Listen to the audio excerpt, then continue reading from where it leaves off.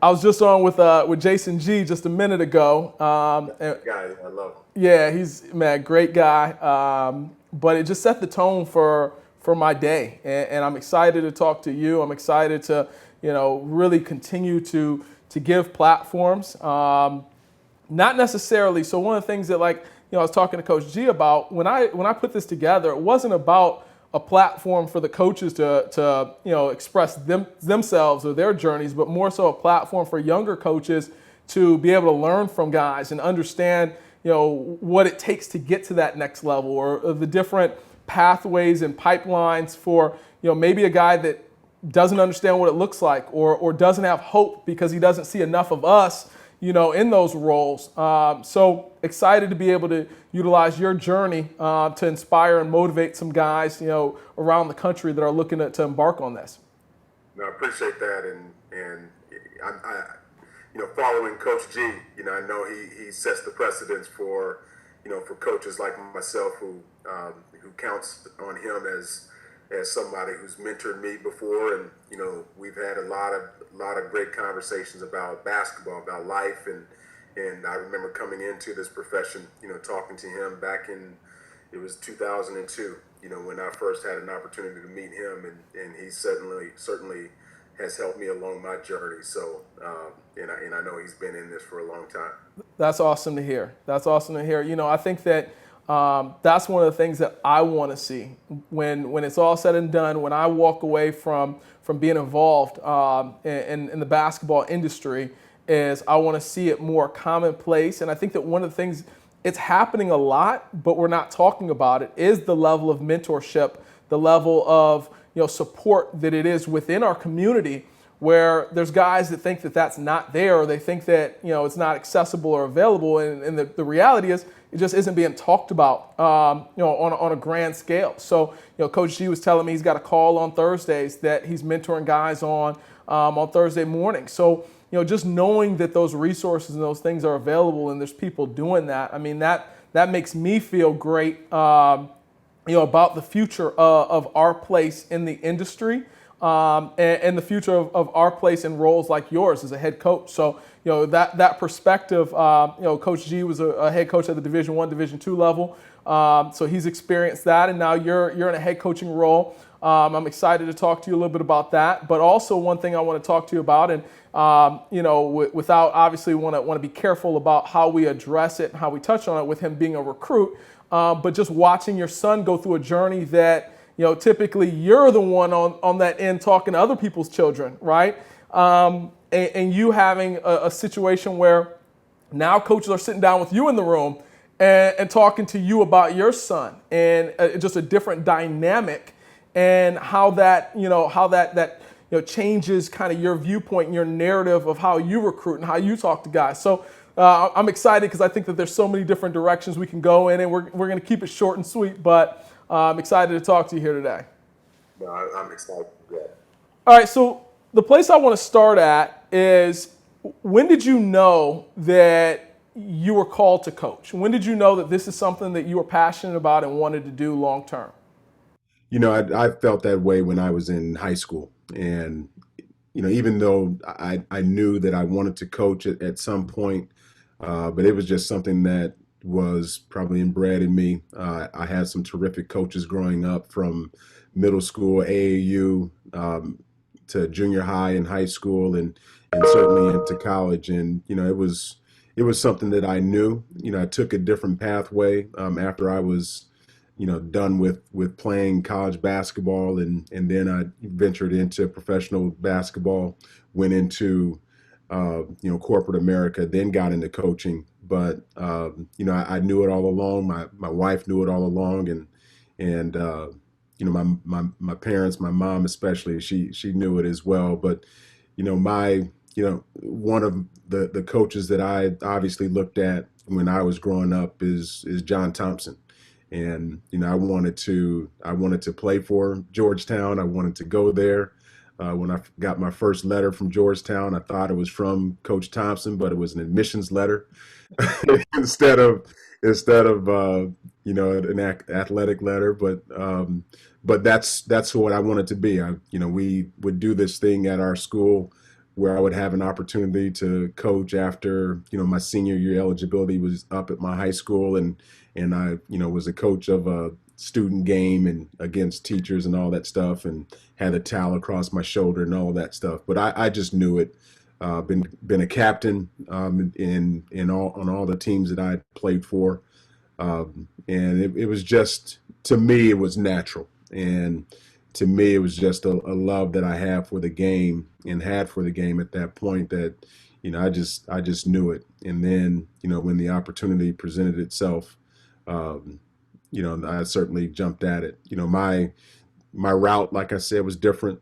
I thought coming out of Northwestern, just my mindset, started to be a little bit different. But when I knew I was done playing, the stereotypical mind of a Northwestern graduate, let's get into corporate America, let's go law school, whatever the profession is, and not think about the athletic side and what you can get into, or coaching it, or anything like that. So I felt obligated to do that. I had started preparing for law school, and I at the time that I was preparing for it, I just said, this isn't me. And then I got an opportunity in the CBA, so that kind of put that on hold anyway. And then when I was done playing after about 2 years because of injuries, I went into corporate America as a business analyst, and felt comfortable doing it. I liked it, didn't love it. Then I went to go play for 3 years after that in Europe, or 2 years, I'm sorry, in Europe.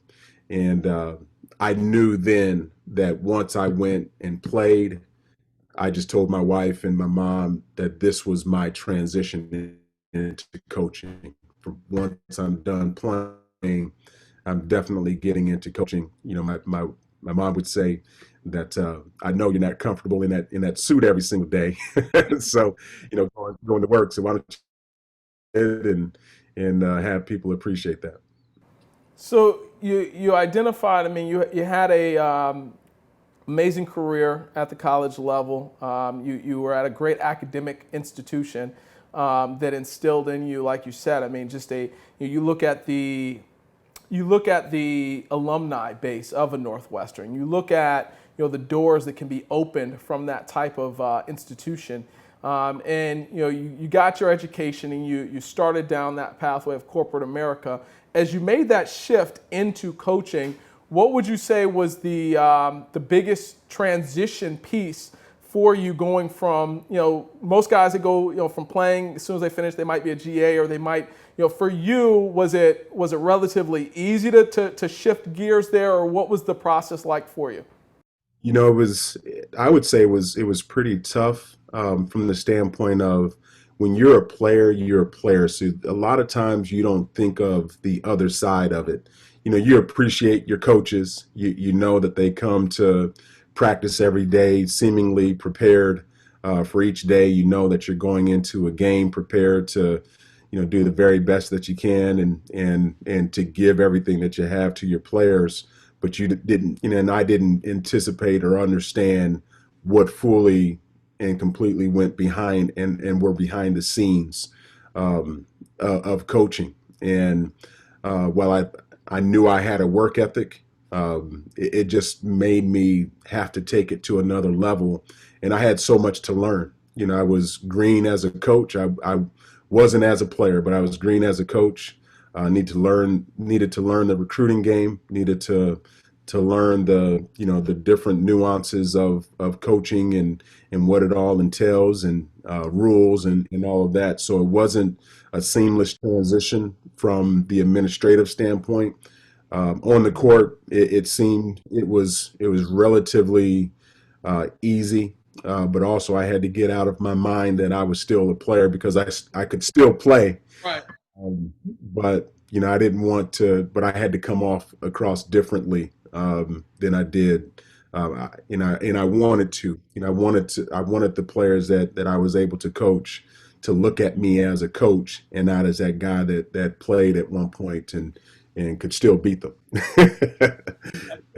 You touched on the things that you needed to learn, and the things that you had to pick up during that adjustment.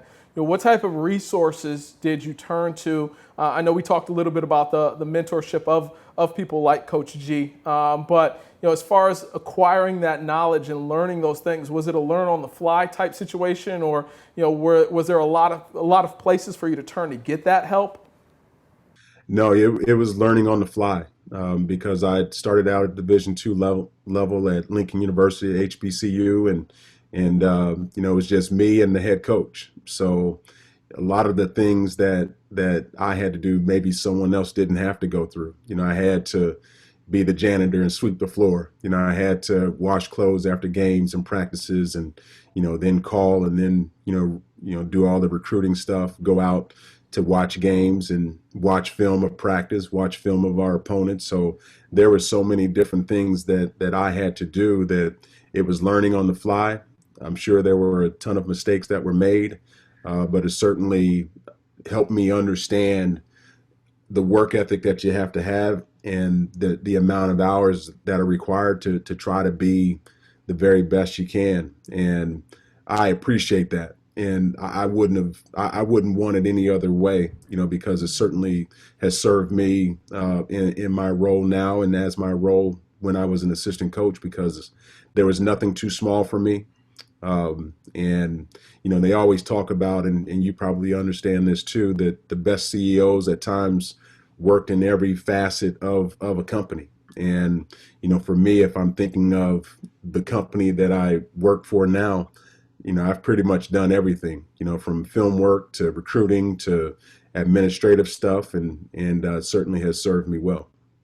Absolutely, absolutely. I mean, I know exactly what you mean. I've had, I guess some would call it the blessing and the privilege. Some people would call it the curse of being a part of a lot of startups, being a part of a lot of situations where we were creating something from nothing, and you have to wear many hats, and you have to be comfortable with doing that, right? Like my role when I was at Spire, went from whether it be recruiting to the administrative side. So there was times that I had to step in and be a house parent, right? There were times that I would take kids, if I take them on a visit, take them home because they didn't have whatever the case may be.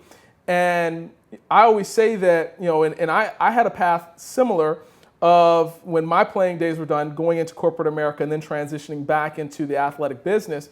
And that, once again, I mean, the work ethic that you have to, understanding in sales, or you're a business analyst, so you understand, understanding what a sales process is and the steps that you have to take, and how, one little thing, one detail, at the beginning stages can impact so greatly, near the end. Okay, we didn't do this, and now so we're thrown off here. So, I constantly bring those things back and utilize those things. Would you say your time spent as a business analyst gave you a better viewpoint or a better perspective as you transitioned into going out and recruiting and going into the coaching side of things? Yeah, it certainly did, and I appreciate your what you went through as well, and understand that. But it gave me an appreciation for that, gave me a better understanding of how I can communicate. Number one, as a business analyst, I had to do a ton of presentations. I had to present numbers. I had to go out to clients and talk to them about margins and how they can improve their business and everything like that. So in that respect, it was the same as going into a house with our head coach at the time and trying to convince parents, why our certain school was better than others. What we could provide for these young men that are coming into that would be coming into our program, and how we would help them get their degrees. So it was a business call. It was a sales job that we had to do.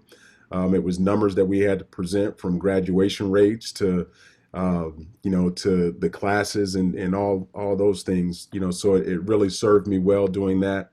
If you're talking about scouting reports and having to present that as well, I had to be organized from watching film to taking it from the film, clipping it up, and then being prepared to present that in a timely fashion to our young men that we're trying to help win on the court. And so I had to be organized with that. I had to be, very understanding of what I'm talking about, first of all, and then present it in a way that they understood it. And then I had to go out on the court and execute the same thing. If we're going over a scouting report on the floor, I had to, I had to know my stuff. And in corporate America or any place else, if you don't know your stuff, people recognize that pretty quickly.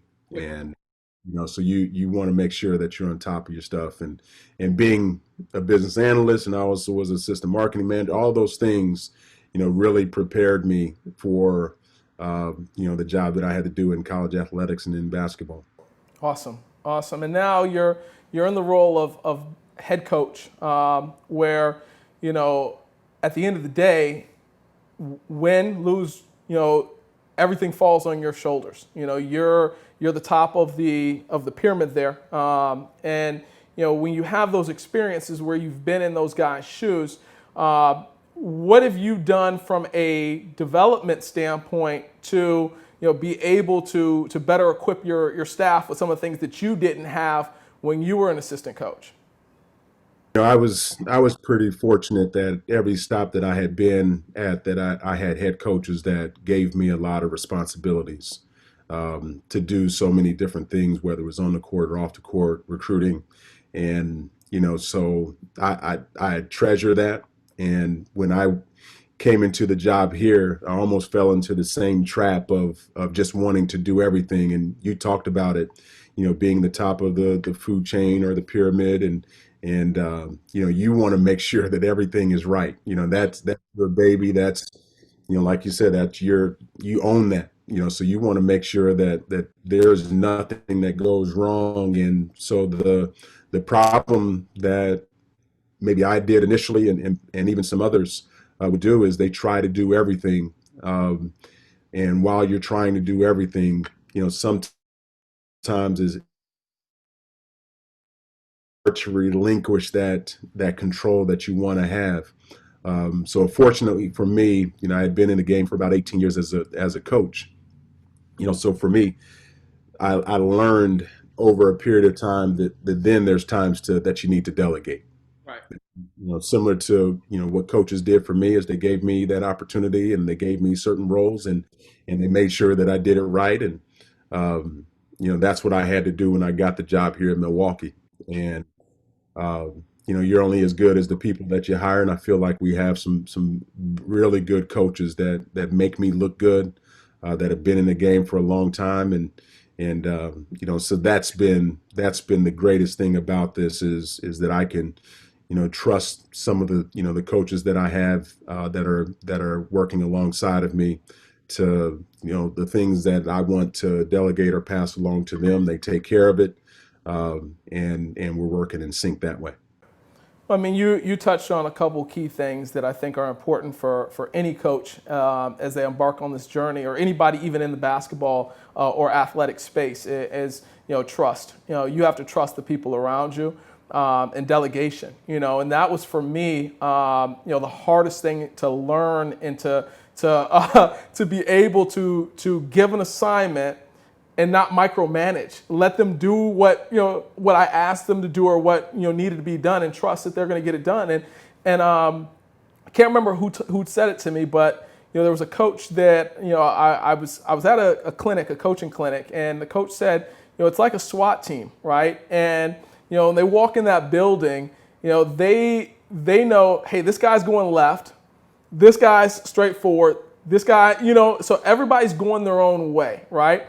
And if I'm in the middle and I'm looking over my shoulder, looking to see what the guy on my right is doing, I could end up, causing the whole unit to fail, versus, staying in my lane and staying focused on, the task at hand, and letting people do what their role requires. So, I mean, that's probably the hardest thing, is to trust and to relinquish kind of that control. And I think that, having that experience and having done all of the different roles, and understanding that, okay, now you're able to pick great people for those roles, because you know what they entail, and that the skill set they need, in order to accomplish that. As you navigated through, season was ended abruptly this year. There's been so many uncontrolled variables. There's so many uncertainties. How has it been navigating through a recruiting period or recruiting phase, preparing for a season that really you don't know what tomorrow looks like, let alone 6 months down the line? Yeah, that's a great question, and I'm sure a lot of coaches, going into this, they had no idea the impact of the coronavirus and how this would impact recruiting, how it would impact your current guys, and how you're dealing with them, and certainly how we're preparing for the season coming up, because there's still so many unknowns. So when we first found out, and we had the stay-at-home orders and all of that, the first people that I was concerned about were our guys, and how they were mentally, how this would impact them, and so we tried to put together a program and try to figure out what was the best way to keep them engaged, and also keep them informed of all the things that's going on. In addition to that, the toughest part was just the academic side. As you know, many of our student athletes, I think they're good, but also they require the help that our student services can give them, our academic advisors can give them. So from an academic standpoint, we had guys on both spectrums, where there were the really good students that can focus and they can stay on task, and then we have some guys that depend on, hey, I need some help, I need tutors, I need different things like that, and that was our greatest challenge from an academic standpoint, and making sure that we were taking care of our guys. And then when it came down to recruiting, this video screen with our computer and the phones, it just became so valuable to the way that we recruited. So we had to make sure that whatever we wanted to show off campus was great. I also think that if you didn't have a relationship with kids going into this, you might be in trouble. So we were pretty lucky and fortunate that we had some kids signed in the fall period, in the November signing period, and then we only had to get, I think, 3 or 4 scholarships this spring, but that was still a tough task. So we had to number one, continue with those relationships. We had to sell them on a campus, on a program that they hadn't probably seen before. We had to sell them on a staff that they haven't met completely. They didn't know our personalities. They didn't know how we were all together. And then the hardest part is they didn't get to meet the guys that they would potentially play with. So we really had to be on our game from that standpoint. And we were able to get the kids, I think, that we wanted to get, and that we feel can help us win in this league and in our program. And then the greatest thing was, how do we get them all together? Now we have 14 guys in our program. How do we get them all in together on the same page, understanding, the direction that we want to go, and doing it the right way? And how can they be great teammates without having seen each other? Absolutely. So yeah, I mean, a lot of challenges, but a coach once told me, great ones adjust. So that's where having that strong staff comes in, having those experiences that you have. Something that's been on my mind, and I like your academic background. I like the diversity of the things that you've accomplished and done. But with that comes along with the place of, I went to University of Illinois, and I experienced on campus, we had our Black Student Union, which was very, it was a very small piece of that campus, right? Because it's such a large school, and it was an amazing atmosphere. You had things that happen here and there, right? As everybody has, but I grew up in a private school environment, and learned the lessons that around the country. I think it's starting to become more vocalized that around the country, fathers have been teaching their sons for decades. You have to be twice as good to be even. You have to, all the different things that take place and shape our existence within society. As a father of an up and coming young Black man, what have those conversations been like as somebody that, excelled at a high academic institution, as somebody that, I don't think you'll find anybody, I'm 35, I don't think you'll find anybody 35 and over that hasn't experienced at some point in their life some level of racism, and had to overcome that, and learn how to operate and move throughout that. As a father, what are those conversations like, with your son as he's becoming a man and you're talking to him about, when he's driving or when he's, out in society? What has the tone of that been? It's been one of a great opportunity, um, and an education for me again because I received it from my dad. My dad had a third grade education coming from Mississippi. He had to move up in 1955 from Natchez, Mississippi, to get up to Kansas City and move his family up there. So I had a ton of those conversations with my dad, and he certainly taught me how to navigate through our world that we live in and exist in. And going into school, Northwestern is predominantly white, and we had our on campus, we called it the Black House at Northwestern, and it was a small faction of students that would go there and commiserate and talk about different things going on, whether it's in the school or the world, and racism certainly came up. So now here we are right now, and it's certainly for me, obviously my wife is white, and so certainly there's a lot of things that my son needs to understand.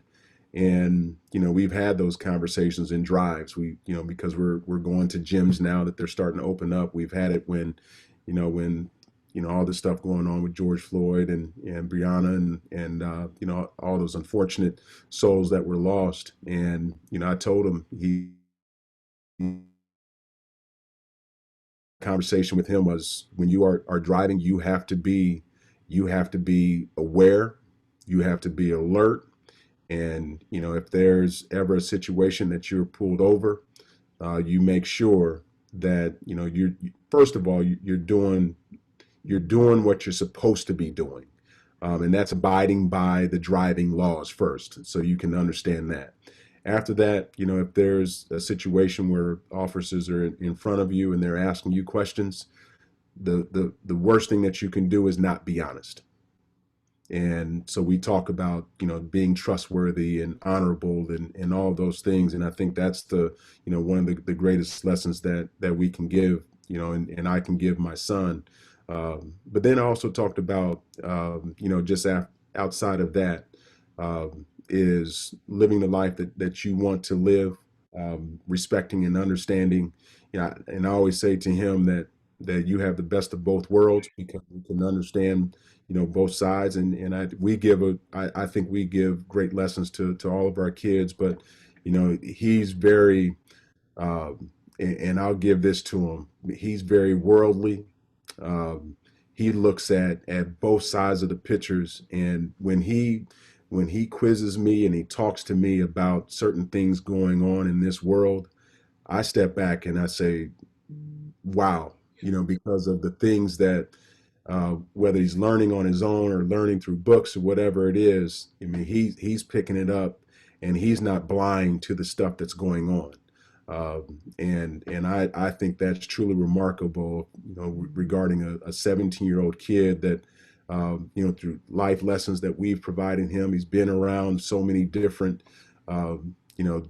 people in his life, from my family to my wife's family to friends and of different races and backgrounds, that there's nothing that he will not be prepared for.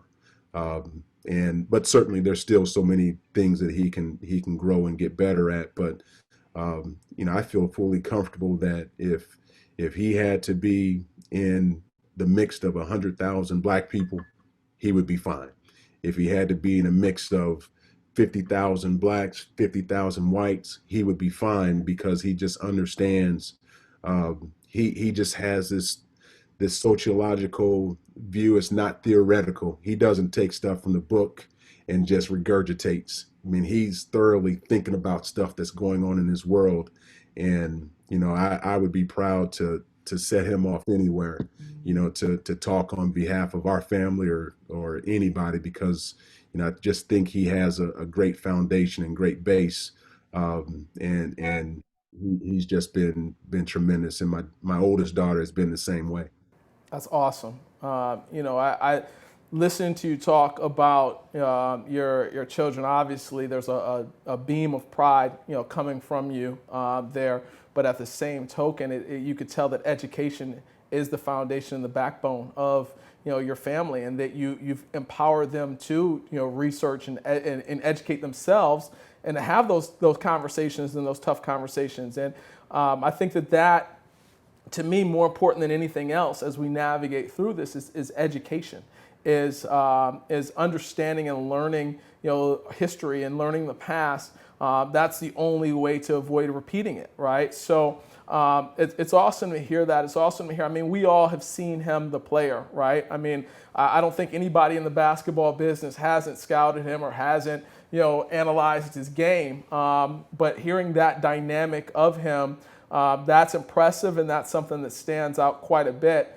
When you guys have the conversation about what that next level looks like for him, do you feel like it's difficult for you because not only are you dad, but you're also the head coach of a university, or is it kind of like, are you guys able to separate that a little bit? I think we've been fortunate that my wife had played, so she understands the dynamics of athlete and student and family and all those dynamics, and we've been able to separate it all pretty well, although it's definitely entrenched in our lives. We absolutely love this game.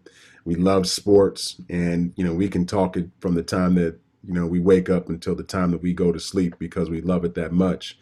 But it's something that when and I wouldn't just say it's me, but we've given him a perspective of, this is any time that you have an opportunity to be recruited or be in the situation that you're in, first of all, be humble about it, because it can be quickly taken away from you for whatever reason. But be humble about it. Respect the people that in this situation that are recruiting you. Respect the people that are interviewing you. Respect in so many different ways. Just have a respect for this process, and don't abuse it. The other side of that too is when we get into conversation about it, he's very mature about it, and we talk about a lot of times about what's most important for him, not most important for me or for his mom or for his sisters. And I think that's the best thing that we could have done for him, is if we made it about me and what I would want him to do, then he would be completely unhappy in this entire process. We recognize that this is a thing that happens only one time, and we want him comfortable in a decision that he has to make, or who he has to talk with, and we try not to speak for him, because he has his own mind, but also he's developed an understanding of what's important to him, and he can communicate that to whether it's me or any other program that's that he's talking to, and we certainly appreciate that. But it's I love talking to him about it, because he is mature, and he's shown that, and he has a different perspective on things as well. He's kind of like me, that although he's a better player than I ever was, he still has a chip on his shoulder, and so it's great to talk with him when he's talking about wanting to be the best or anything like that. That's awesome. That's awesome. And that dynamic and being able to, I mean, you're in a much different position than I'd say probably 99% of parents navigating through the recruiting process, because you intimately know it. You're an expert of the recruiting process, but also you've been through it and you do it on a daily basis. So you're able to counsel and give him that support and give him that direction and guidance. which I think is key. I think that's one thing that a lot of our young men are missing, is that sound counsel, right? You have a lot of situations where they're led based off of, like you said, not necessarily what's in their best interest, but what's best for some people around them. So, that's amazing to hear. I told you we were going to keep it around 30 minutes, so I don't want to keep you too much longer. I've got 2 questions for you. Question number 1, Patrick Baldwin, as a husband, a father, a head coach, when this is all said and done, what do you want your legacy to look like, and how do you want people to think about you and what you've brought, not only to the game of basketball, but to the people around you, to the people that maybe didn't have an opportunity to get to know you, but they've heard of you? What do you want that legacy to look like? Yeah, as all of those things, the one thing that I would hope that people would look at me as is a person that made an impact on the lives of so many, and I'd rather it be as the father, the husband, and as the person than as the coach. The coach is a label to me, and certainly I truly appreciate the opportunity to be a coach, to be a head coach, and to be able to impact so many so many young men, that I've come across and had a chance to coach. But the greatest thing for me, and we talk about this, sometimes it becomes cliche, but I want my legacy to be when the kids that I've coached, or the people that I've been around, and however long that I'm coaching, that 20 or 30 years from now, that I was able to make an impact beyond just if that ball went into the basket, or how well they defended, or how many wins. And obviously we know that at some point, hopefully you can win forever, but if you don't, you move on and somebody else takes your place. So I'd rather be known as somebody that truly cared about the student athletes and the players that I coached, and that 20 or 30 years from now, that they're bringing me pictures of and sending me pictures of their kids, or the fact that they got married, or something like that. Hopefully they, we and I were able to make an impact on our players that way, and the people that we come across. And it was funny, starting out at Lincoln University in 2002, 2001 rather.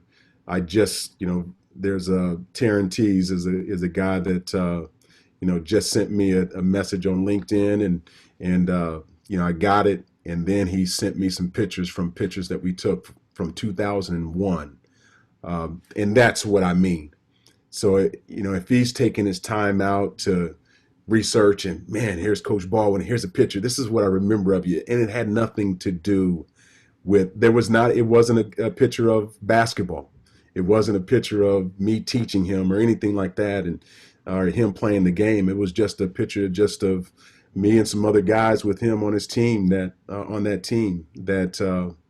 that he just thought, hey, I had it and I thought about you. And that's what I hope for.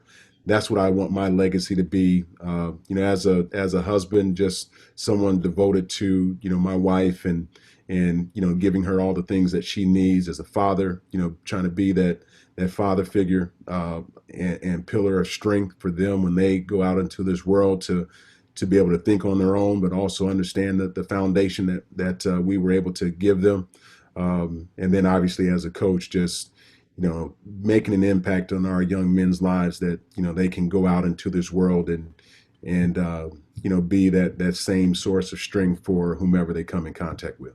That's awesome. I mean, that's a strong legacy right there. And I think that, as you continue with the intentional things that you've done and continue to do, that's the legacy that no doubt will be spoken about for you. And final question, let's rewind back to 2001. Assume that you're looking at yourself, as you step into that first role, 2001.